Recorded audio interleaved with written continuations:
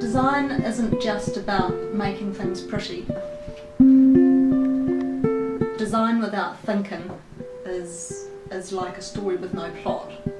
The thinking has to be there, you have to have an idea.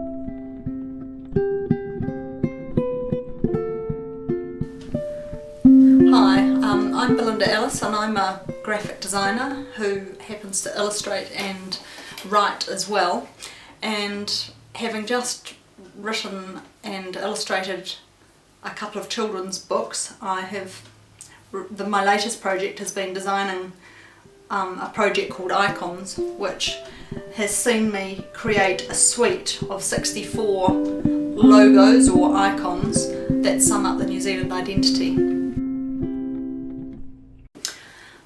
So working in New Zealand has its drawbacks, it has its positives as well, but one of the drawbacks is our size, and let me explain that by saying I got the idea to do the project Icons from something I saw in Buenos Aires in Argentina, and they had done the same thing. I came across this graphic design book that featured logos or icons that summed up their national identity, and then realised that they actually had a shop that sold merchandise with all the icons on it, and I thought, God, wouldn't that be great to do it in New Zealand? And I have proceeded to do it. What the difference is that they've managed to make it work financially, I think. I'm sure it was hard work for them, but they have a population of 14 million in Buenos Aires, whereas in New Zealand in its entirety we only have just over 4 million. So I think that is a problem about being a designer in New Zealand. It's just, it's hard to, you can have these nice ideas, but to make them work financially is much harder.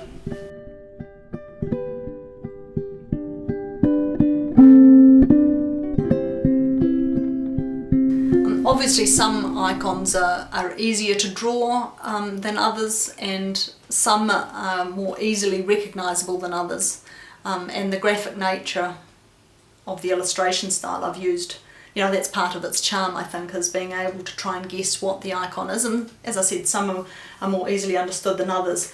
I mean, for instance, this one, once you know what it is, I think is very obvious, but I think some people when they first see it they think, but it's actually a kinna, or the sea egg with all the spines removed. And I think once you know, I think it's fairly obvious, but initially I think that's the beauty of them, is that serendipitous moment when you realise what it is. I think if you see them by themselves, it's harder to see, but when you see it as a family, you begin to see that they're a set of New Zealand things. The way I go about designing the icons, it varied a little bit. From the people, I did work from photographs. Sometimes I did sketches. For Billy T I did sketches. Started doing lots of sketches before I started, but most of them I worked over the top of photographs to begin with.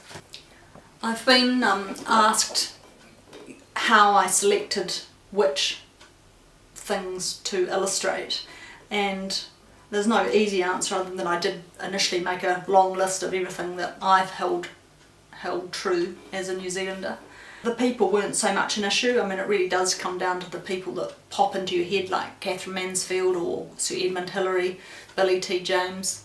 With the Argentine identity, where I got the concept from, they had used very specifically Argentine colours. They'd used the pale blue of their flag. For New Zealand, we obviously have a different set of colours, and I didn't want to make it all. I know there's a lot of debate at the moment over the New Zealand flag, but I didn't want that sort of British origin. What I really wanted to talk about what was specific to us as modern day New Zealanders, and I think we relate to the black and silver of the silver fern much more. But as a designer, I thought it would be nice to have an accent colour. I chose to use magenta or the hot pink from the jelly tip.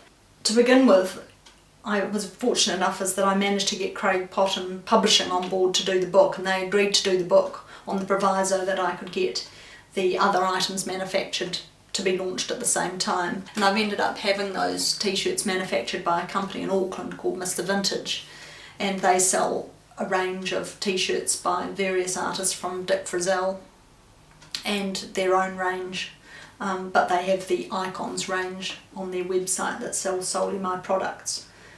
On top of the t-shirts, I've also had stationery manufactured.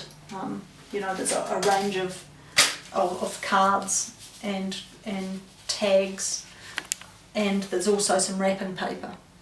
People have asked me who I've designed it for. I guess ultimately it's for New Zealanders and expats in particular, that are missing home. I'm hoping too that tourists will see it as something that they can buy and take back.